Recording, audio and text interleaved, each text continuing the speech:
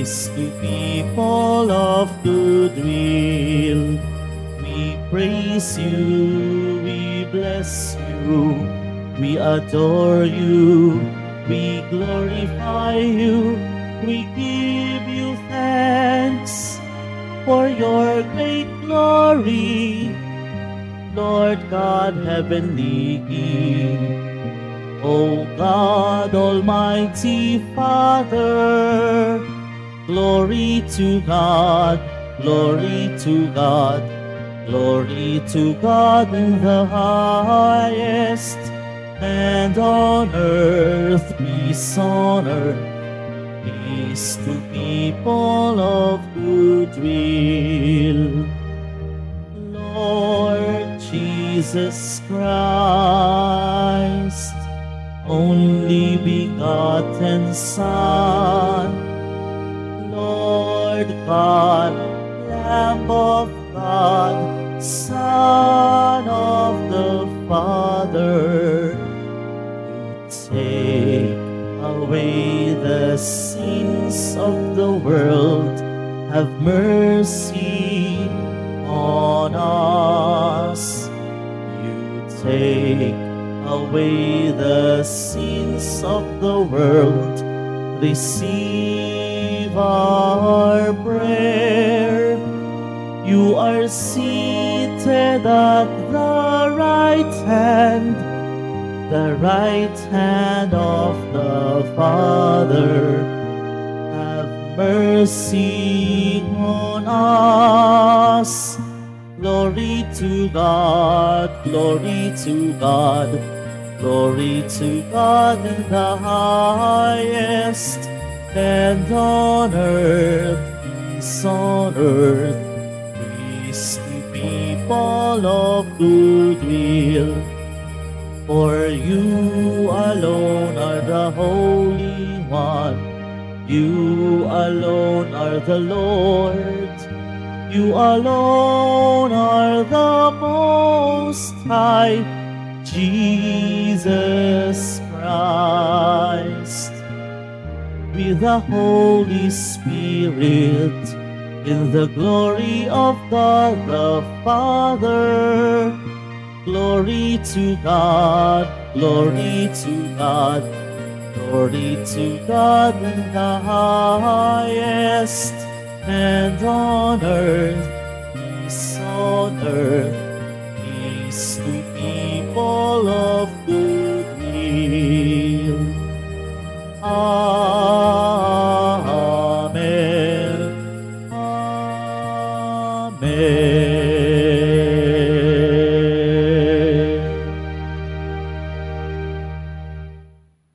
Let us pray.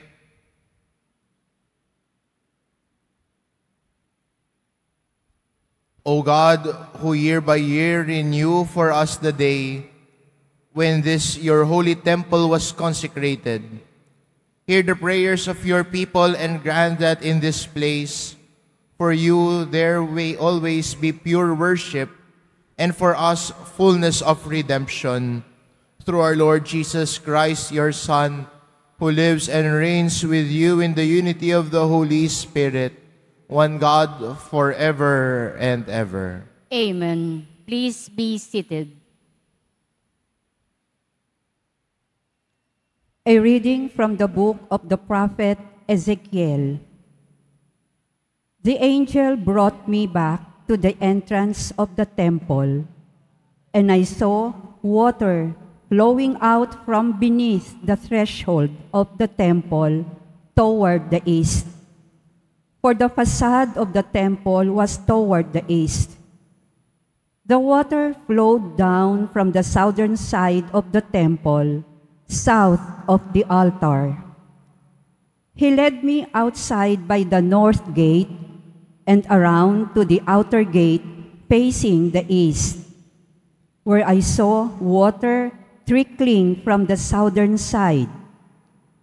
He said to me, "This water flows into the eastern district down upon the Arabah and empties into the sea the salt waters, which it makes fresh." Wherever the river flows, every sort of living creature that can multiply shall live, and there shall be abundant fish. For wherever this water comes, the sea shall be made fresh. Along both banks of the river, fruit trees of every kind shall grow. Their leaves shall not fade, nor their fruit fail. Every month they shall bear fresh fruit, for they shall be watered by the flow from the sanctuary. Their fruit shall serve for food, and their leaves for medicine. The word of the Lord. Thanks be to God. The waters of the river gladden the city of God, the holy dwelling of the Most High. The waters of the river gladden the city of God, the holy dwelling of the Most High. God is our refuge and our strength, an ever-present help in distress. Therefore, we fear not, though the earth be shaken, and mountains plunge into the depths of the sea. The waters of the river gladden the city of God, the holy dwelling of the Most High. There is a stream whose runlets gladden the city of God, the holy dwelling of the Most High. God is in its midst, shall not be disturbed. God will help it at the break of dawn. The waters of the river gladden the city of God, the holy dwelling of the Most High. The Lord of hosts is with us. Our stronghold is the God of Jacob. Come, behold the deeds of the Lord, the outstanding things he has wrought on earth. The waters of the river gladden the city of God, the holy dwelling of the Most High.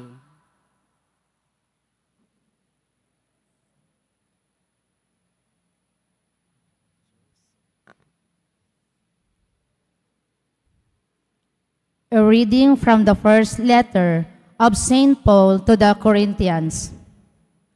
Brothers and sisters, you are God's building. According to the grace of God given to me, like a wise master builder, I laid a foundation, and another is building upon it. But each one must be careful how he builds upon it. For no one can lay a foundation other than the one that is there, namely Jesus Christ. Do you not know that you are the temple of God, and that the Spirit of God dwells in you? If anyone destroys God's temple, God will destroy that person.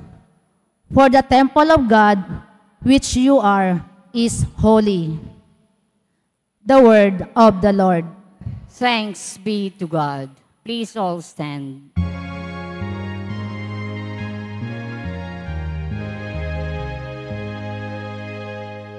Alleluia, alleluia, alleluia, Hallelujah.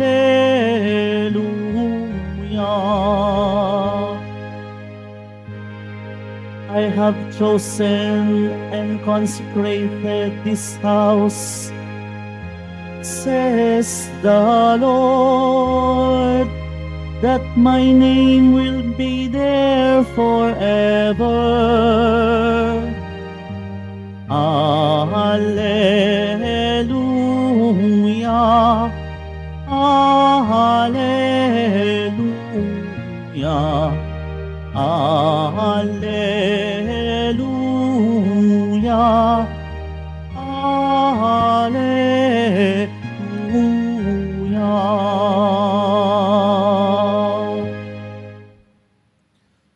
The Lord be with you. And with your spirit. A reading from the Holy Gospel according to John. Glory to you, O Lord. Since the Passover of the Jews was near, Jesus went up to Jerusalem. He found in the temple area those who sold oxen, sheep, and doves, as well as the money changers seated there. He made a whip of cords and drove them all out of the temple area with the sheep and oxen, and spilled the coins of the money changers, and overturned their tables. And to those who sold doves he said, "Take this out of here, and stop making my Father's house a marketplace." His disciples recalled the words of Scripture, "Zeal for your house will consume me." As this, the Jews answered and said to him, "What sign can you show us for doing this?" Jesus answered and said to them, "Destroy this temple, and in 3 days I will raise it up." The Jews said, "This temple has been under construction for 46 years, and you will raise it up in 3 days?" But he was speaking about the temple of his body. Therefore, when he was raised from the dead, his disciples remembered that he had said this, and they came to believe the Scripture and the word Jesus had spoken.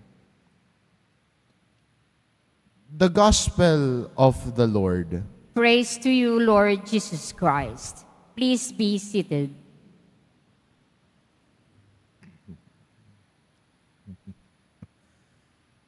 This day we celebrate the memorial of the first Filipino saint, San Lorenzo Ruiz. That's why you can see his image in front of us. We celebrate his feast day today. But, as Filipinos, we are fond of double celebrations. Kaya hindi lang ho isa ang pinagdiriwang natin, kundi sa dambanang ito, bagamat hindi ho pula at tungkol sa mga martir ang pagdiriwang natin. Dahil sa araw ding hong ito, pinagdiriwang natin ang anibersaryo ng pagkakatalaga ng simbahan na ito. Kaya po, makikita po ninyo sa mga gilid, may mga kandila. Hindi lang po dekorasyon yan, kundi sa tabi ng kandila, din may makikita ho kayong cross sa ibabaw. Yung mga krus ho na yan ay pinahiran din po ng langis kasabay ng altar 37 years ago. Noong ang simbahan na ito, pagkatapos po ng isang major renovation, inayos ho yung simbahan, ginawang malawak, tinanggal ho yung mga poste para makita ng lahat at mas ma-accommodate po ang marami at dumadami pang deboto ng mahal na pong Jesus Nazareno. Yun po ay sa inisyatibo ng dating kura paroko ng simbahan na ito na si Monsignor Abriol. Kaya pinagdadasal din natin ang kanyang kaluluwa, siya'y pumanaw na. Kaya lumilingon din tayo sa pagdiriwang na ito ng anibersaryo ng pagkakatalaga ng simbahan na ito at pinagdadasal din natin ang mga tao na nagsakatuparan ng isang pangarap na ito, na ang mga deboto ay bukas na makapasok sa simbahan, wala ng posteng nakaharang para ang paningin ng Nazareno ay buong buo, kitang-kita. Pinagdiriwang natin ang pagtatalaga ng simbahan. Pinagdiriwang natin ang kapistahan ng isang Pilipinong martir na nag-alay ng buhay para sa kanyang pananampalataya. Kaya magandang balikan din ang sinabi ng isang pantas ng simbahan. Ang sinabi niya, "The blood of the martyrs is the seed of the church." Ang dugo ng mga martir ay siyang punla ng simbahan. Kaya ho, sa pag-aalay ng mga martir ng kanilang buhay, para sa pananampalataya kay Jesucristo, dugo ang inalay, buhay ang inalay. At sa kanilang pagsasaksi sa pananampalataya, patuloy na lumalago ang simbahan. Akala yata ng mga nanguusig sa mga Kristiyano na ang pagdanak ng dugo ay titigil sa paglago, pero nagkakamali sila. Dahil ang pagdanak ng dugo ng mga martir na inalay ang sariling buhay para kay Jesus at para sa pananampalataya, ang siyang naging punla kung saan ang pananampalataya ay umusbong at lumago. Magandang paalala din sa atin bilang mga Kristiyano sa panahon ho ngayon, at inspirasyon po ng ating martir at ang ating santong pinagdiriwang ni San Lorenzo Ruiz, na bilang mga Kristiyano, tayo din ay inaanyayahan na maging tapat at piliin ang Diyos. Lalo na sa panahon ng pag-uusig, sana wag isang tabi ang Diyos. Sa panahon na ang iyong pananampalataya at tibusyon ay minamaliit, huwag kang matinag. Dahil kung saan may pag-uusig, dun lumalago ang pananampalataya. Kung saan sinisiraan ng mga Kristiyano, hindi malayang makapahayag ng kanilang pananampalataya. Hindi malayang makadalo sa Eucharistia. Ang kanilang pagpili kay Jesus ay nagiging palatandaan ng kanilang pagiging saksi sa pagmamahal ng Diyos. At tayo din po bilang mga Kristiyano, kasapi ng simbahan, sa ating pagsasabuhay ng ating pananampalataya, minsan ay hindi madaling isabuhay ang pananampalataya, hindi ba? Minsan may mga pagsubok. Naalala ko ho, may lumapit ho sa akin at sabi, Father, bakit ho ganoon? Sabi ko, anong ganon? Bakit nung nagpasya akong piliin si Jesus, bakit parang naging mahirap ang buhay ko? Sabi ko, anong ibig mong sabihin? Father, kasi may nakikita ho akong mali. Kailangan kong itama yung pagkakamali ng kapwa ko. Sabi ko, mabuti yun. Paalalahanan mo sila pag nagkakamali. Ganoon naman tayo mga Kristiyano, hindi ba? Pag may mali, hindi tayo takot na magpaalala. Pero ang sabi ho sa akin, tumahimik daw ako, huwag kang makialam.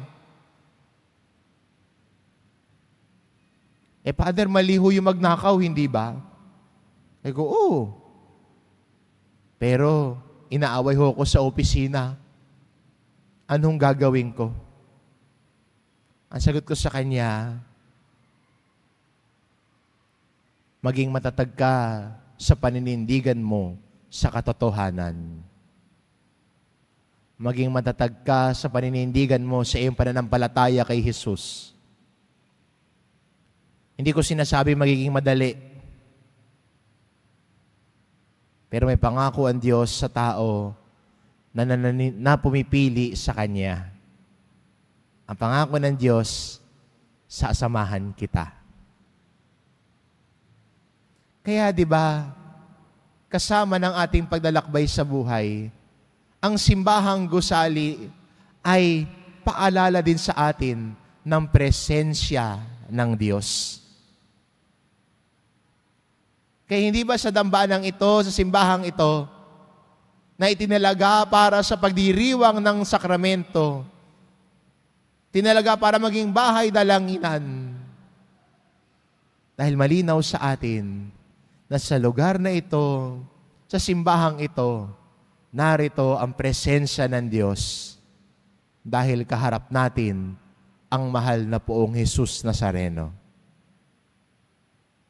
Siya nakalakbay natin, siya nakasama natin Siya na dumadamay sa atin, lalo na sa panahon ng mga pagsubok natin sa buhay. Siya na nagpapaalala na merong pag-asa kahit sa mga panahong inuusig tayo sa ating pananampalataya.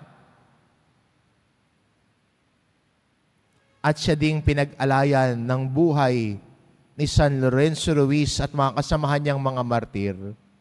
Kaya ang sinabi ho ni San Lorenzo, nung sinasabi sa akin, takwil mo pananampalataya mo, ililigtas ka. Hindi ka mamamatay. Safe ka na.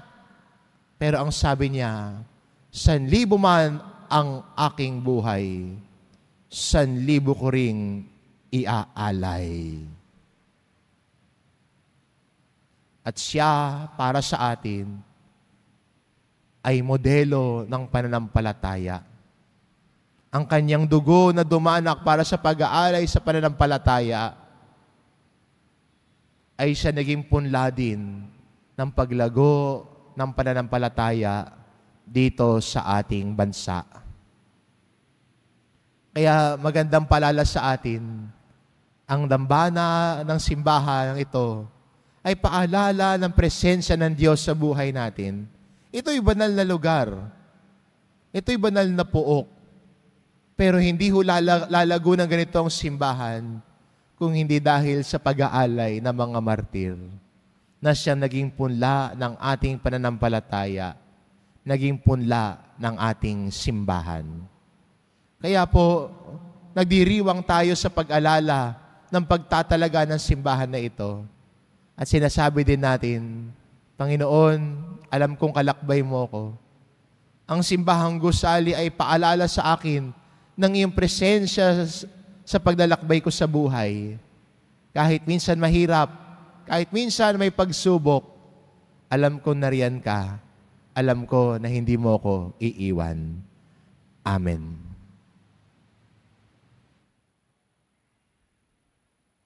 Please all stand.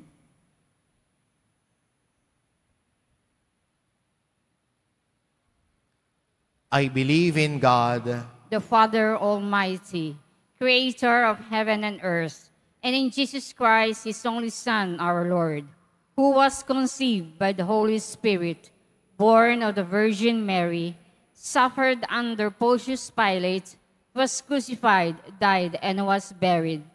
He descended into hell. On the third day, he rose again from the dead. He ascended into heaven and is seated at the right hand of God the Father Almighty. From there, he will come to judge the living and the dead. I believe in the Holy Spirit, the Holy Catholic Church, the communion of saints, the forgiveness of sins, the resurrection of the body, and life everlasting. Amen. as we celebrate the dedication of the church, let us pray, let us bring our prayers to the Father, who had called us to be living stones. In every petition we say, Lord, we are your living church, bless us. Lord, we are your living church, bless us. That the Holy Church and every place may offer worthy and reverent worship. Let us pray to the Lord. Lord, we are your living church, bless us. That all who gather in this church may find grace and peace. Let us pray to the Lord. Lord, we are your living church, bless us. That those who are care for the sacristy and those who are tasked with the maintenance and cleaning of the church may persevere in this service. Let us pray to the Lord. Lord, we are your living church, bless us. That we may always revere and respect every sanctuary of God, let us pray to the Lord. Lord, we are your living church, bless us. That the benefactors and all the departed who worship in this church may enjoy eternal light and peace. Let us pray to the Lord. Lord, we are your living church, bless us. Father, as we celebrate the dedication anniversary of this church, grant the petitions of our community gathered once before your altar, we ask this through Christ our Lord. Amen. Please be seated.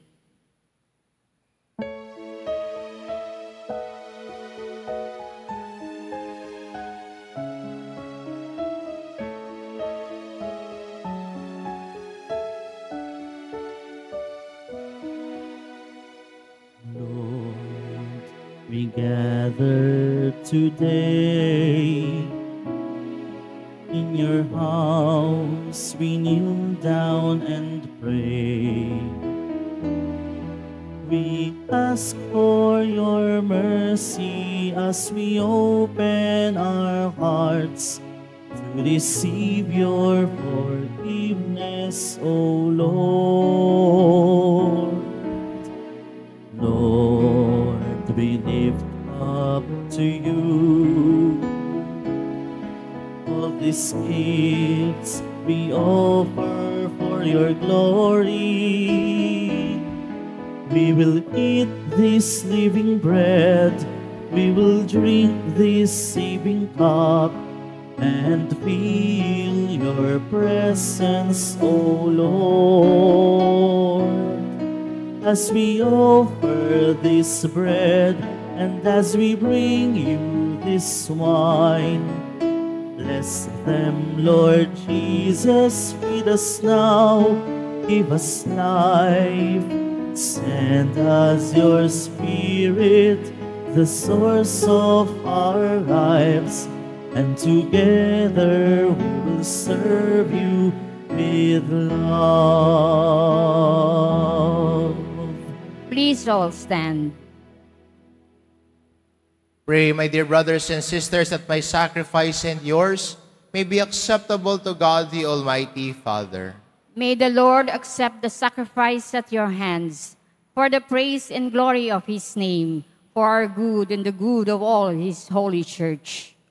Recalling the day when you were pleased to fill your house with glory and holiness, O Lord, we pray that you may make of us a sacrificial offering always acceptable to you through Christ our Lord. Amen. The Lord be with you. And with your spirit. Lift up your hearts. We lift them up to the Lord. Let us give thanks to the Lord our God. It is right and just. It is truly right and just, our duty and our salvation, always and everywhere to give you thanks, Lord, Holy Father, Almighty and eternal God, through Christ our Lord.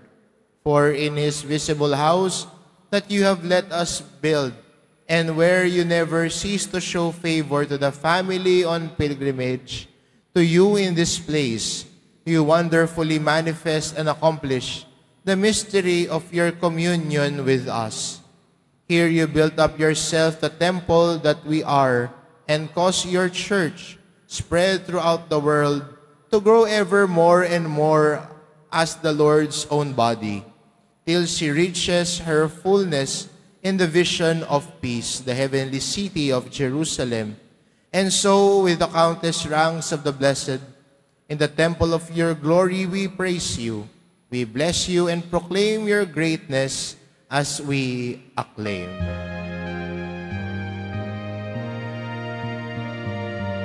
Holy, holy, holy Lord God of hosts, heaven and earth are full of your glory. Hosanna, Hosanna, Hosanna in the highest. Blessed is he who comes in the name of the Lord. Hosanna, Hosanna, Hosanna in the highest. Please all kneel. You are indeed holy, O Lord, the fount of all holiness. Make holy, therefore, these gifts, we pray, by sending down your Spirit upon them like the dewfall, so that they may become for us the body and blood of our Lord Jesus Christ. At the time he was betrayed and entered willingly into his passion, he took bread and giving thanks, broke it and gave it to his disciples, saying, "Take this, all of you, and eat of it, for this is my body, which will be given up for you."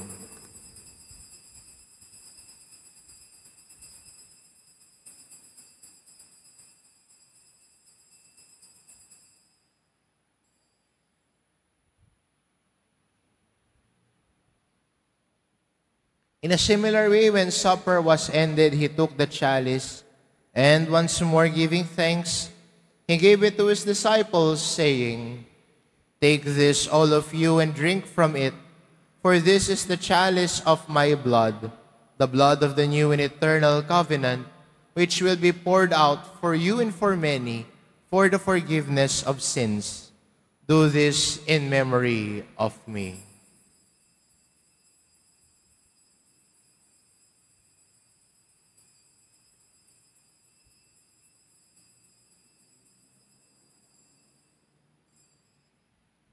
Please all stand.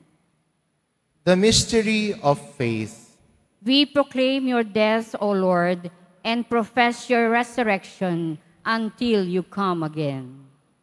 Therefore, as we celebrate the memorial of his death and resurrection, we offer you, Lord, the bread of life and the chalice of salvation, giving thanks that you have held us worthy to be in your presence and minister to you. Humbly we pray that partaking of the body and blood of Christ, we may be gathered into one by the Holy Spirit. Remember, Lord, your church spread throughout the world and bring her to the fullness of charity, together with Francis, our Pope, and Jose, our Bishop, and all the clergy. Remember also our brothers and sisters who have fallen asleep in the hope of the resurrection, and all who have died in your mercy. Welcome them into the light of your face. Have mercy on us all, we pray, that with the Blessed Virgin Mary, Mother of God, with Blessed Joseph, her spouse, with the blessed apostles and all the saints who have pleased you throughout the ages, we may merit to be co-heirs to eternal life and may praise and glorify you through your Son, Jesus Christ. Through him, and with him, and in him, O God, Almighty Father, in the unity of the Holy Spirit, all glory and honor is yours forever and ever.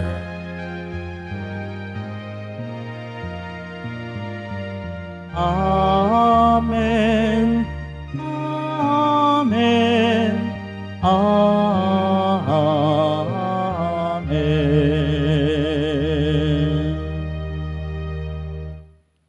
At the Savior's command, informed by divine teaching, we dare to say,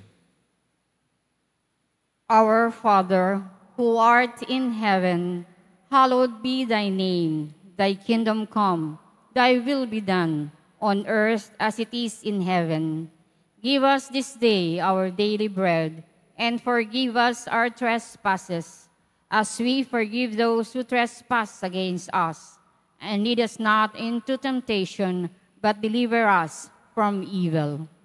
Deliver us, Lord, we pray, from every evil. Graciously grant peace in our days, that by the help of your mercy we may be always free from sin and safe from all distress, as we await the blessed hope and the coming of our Savior, Jesus Christ. For the kingdom, the power, and the glory are yours, now and forever. Lord Jesus Christ, you said to your apostles, "Peace I leave you, my peace I give you." Look not on our sins, but on the faith of your church, and graciously grant her peace and unity, in accordance with your will, who live and reign forever and ever. Amen. The peace of the Lord be with you always. And with your spirit. Let us offer each other the sign of peace. Lamb of God, who take away the sins of the world, have mercy on us. Lamb of God, who take away the sins of the world, have mercy on us. Lamb of God, who take away the sins of the world, grant us peace. Please all kneel.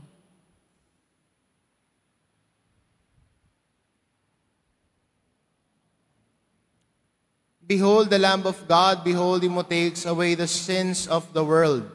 Blessed are those called to the supper of the Lamb. Lord, I'm not worthy that you should enter under my roof, but only say the word, and my soul shall be healed.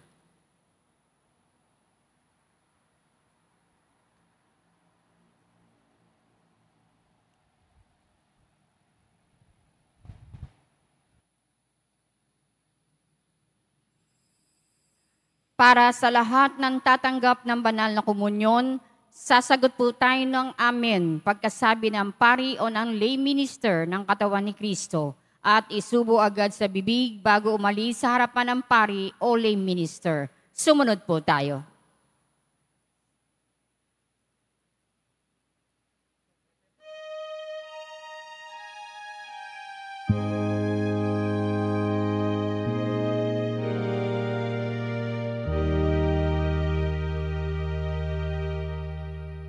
One thing I ask, to dwell in the house of the Lord all my days,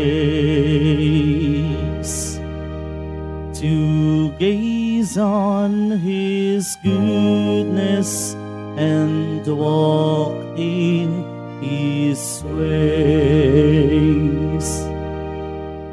He will shelter me.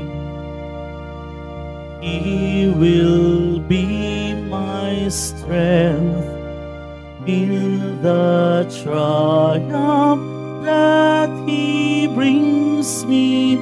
I can hold my head high. In his house I shall lift up my voice. I will sing, I will praise the Lord.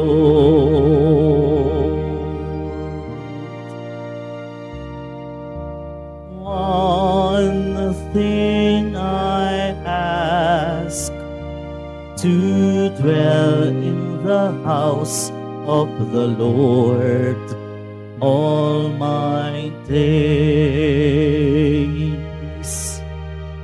to gaze on his goodness and walk in his ways. He will shelter me. He will be my strength in the triumph that he brings me. I can hold my head high. In his house I shall lift up my voice. I will sing, I will praise the Lord.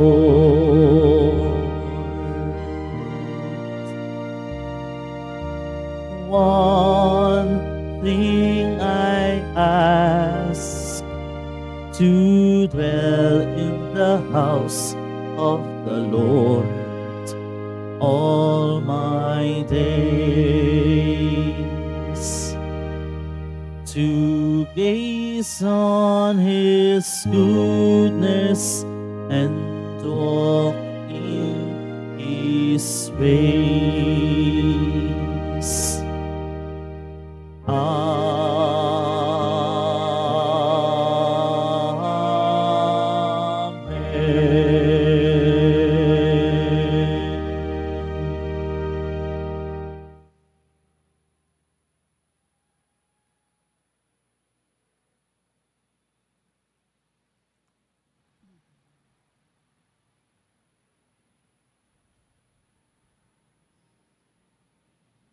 Announcement.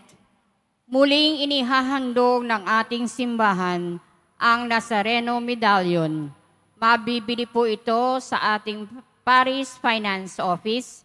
Ito po ay nagkakahalaga ng 25 pesos. Ang malilikop po ay gagamitin sa pagsasaayos ng electrical system ng ating simbahan.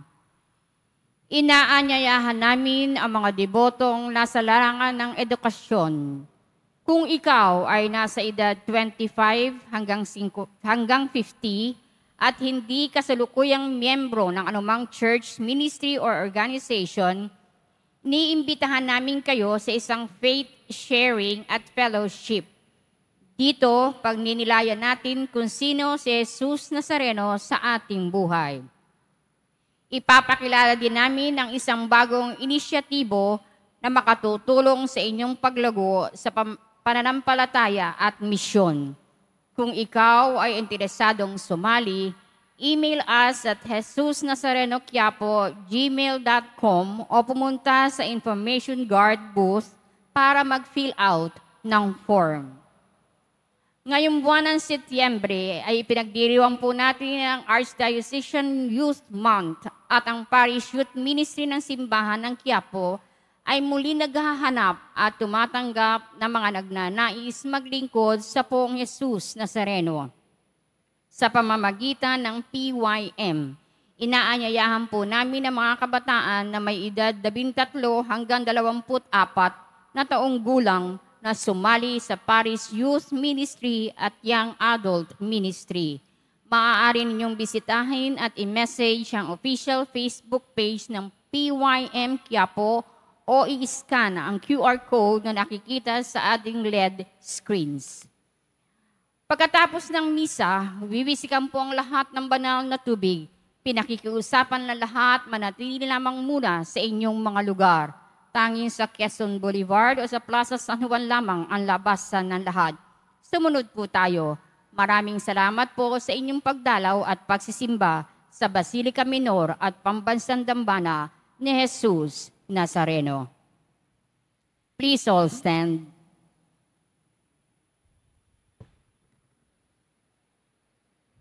Let us pray. May the people consecrated to you, O Lord, we pray, receive the fruits of joy of your blessing, that the festive homage that they have offered you today in the body may redound upon them as a spiritual gift through Christ our Lord. Amen.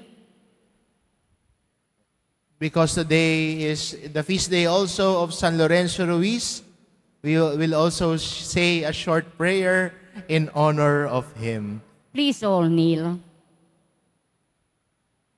O Saint Lorenzo Ruiz, you brought honor to our country, having been a level-headed and prudent father of the family, a witness of Christ in your life until your death. We present all our petitions to God through your help, so that by our actions we may know more and love more Jesus, our Lord and Savior. We humbly implore your intercession, O Saint Lorenzo, for the infinite glory of God and in honor of your triumph as a martyr of Christ and a defender of Christianity. Amen. Please all stand.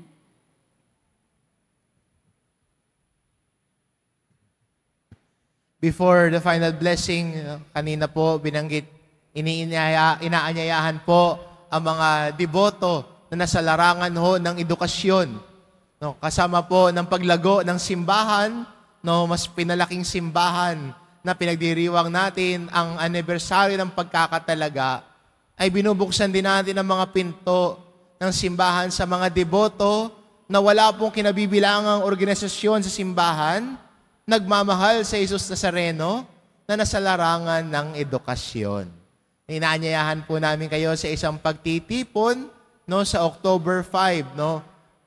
Pwede ho kayong humingi sa ating guard sa information ng information sheet para makapagpa-register, o kaya sa ating Facebook page, may kita po ninyo dyan ang Google Form kung saan po tayo pwede magpa-register para sa gawain at inisyatibong ito na tipunin una po muna ang mga deboto na nasa larangan ng edukasyon. Kasama po ng paglago ng simbahan ay sinusubukan din nating dalhin sa presensya ng mahal na pong Jesus Nazareno ang bawat deboto, ang bawat piligrino na tumutungo sa kanyang tahanan. The Lord be with you. And with your spirit. Blessed are you, God, Father of our Lord Jesus Christ. You have given us your only Son to be our way to you. Make us follow him generously, faithfully, and lovingly. Merciful Jesus of Nazareth, you have revealed God's grace and unconditional love for us at the cross. You set your church in this world, from which the true light would shine for all to see. Grant that we who enter this holy shrine may walk in your ways as disciples of justice, peace, mercy, and hope.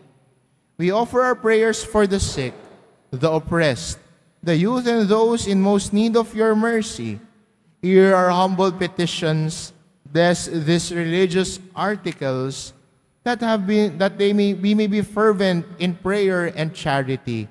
As we continue our journey as your pilgrim people here on earth, may we set our hearts on the road to heaven, our true home and reward, where you live and reign forever and ever. Amen. And may Almighty God bless you, the Father, and the Son, and the Holy Spirit.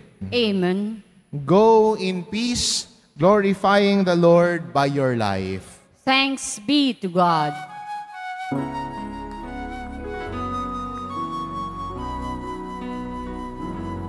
Nuestro Padre Jesús Nazareno, sinasamba ka namin. Pinipintungo ka namin.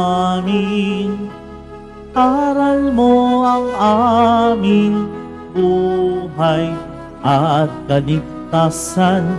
Nuestro Padre Jesus Nazareno, iligtas mo kami sa kasalanan. Ang krus mong pinamatayan ay sagisag ng aming kaligtasan. Nuestro Padre Jesus Nazareno, dinarangal ka namin. Nuestro Padre Jesus Nazareno, nilulwalhati ka namin.